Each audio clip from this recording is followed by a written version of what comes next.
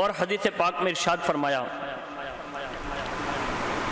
کہ ماہ رمضان ایک ایسا مہینہ ہے جس کا اول رحمت ہے، اس کا درمیان میں بخشش ہے اور اس کے آخر میں آگ سے آزادی ہے۔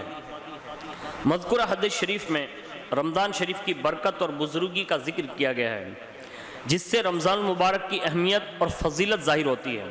ماہ رمضان میں روزہ رکھنا، افطاری کرنا یا کروانا، قیام اللیل یعنی رات میں قیام کرنا، اور دن کے وقت بھوک پیاس اور صبر اور ضبط اور ہر بری چیز سے پرہیز کرنا، یہ تمام وہ افعال ہیں جو ہم گنہگار مسلمانوں کی بخشش اور نجات کا وسیلہ ہے۔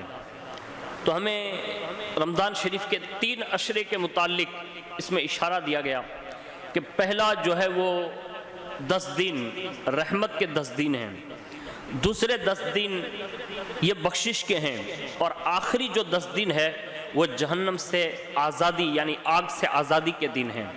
تو ان دنوں میں اس حوالے سے دعائیں بھی مروی ہیں، جیسا کہ اکثر آپ نے دیکھا ہوگا وہ رمضان شریف کے جو کارڈ نکلتے ہیں تو اس میں یہ دعائیں یہ منقول ہوتی ہے یا مرسوم ہوتی ہے۔ تو آپ ضرور ان دعاؤں کو بھی یاد کر کے کم از کم سحری کے وقت، افطاری کے وقت یا اور نمازوں کے وقت ان دعاؤں کو ضرور بے ضرور 3 مرتبہ تکرار کے ساتھ اللہ کی بارگاہ میں عرض کرنا چاہیے۔ اس کے سوا اگرچہ انسان کی حیات بے شمار مراحل سے گزر کر ارتقائی مراحل طے کرتی ہوئی اپنی انتہا کو پہنچتی ہے، لیکن حیات کے 3 دور قابل ذکر ہے۔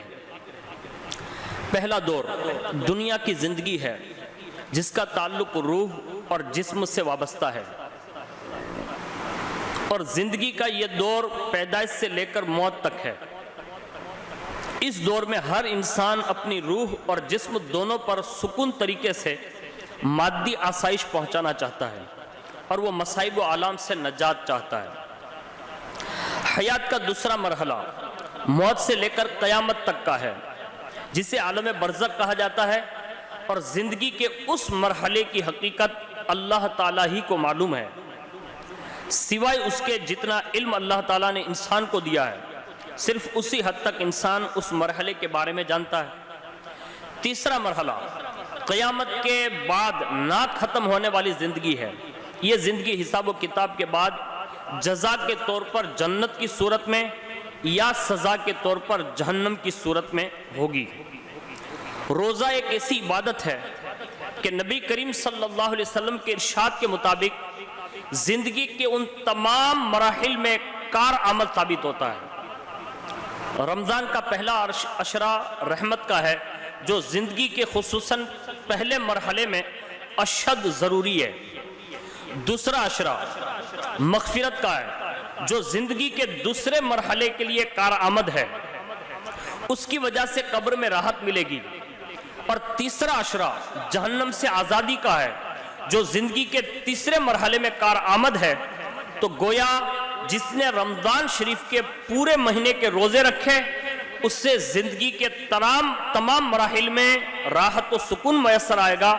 اللہ تعالی ہمیں اور آپ کو ان باتوں کو سمجھ کر اس پر عمل کی توفیق عطا فرمائے۔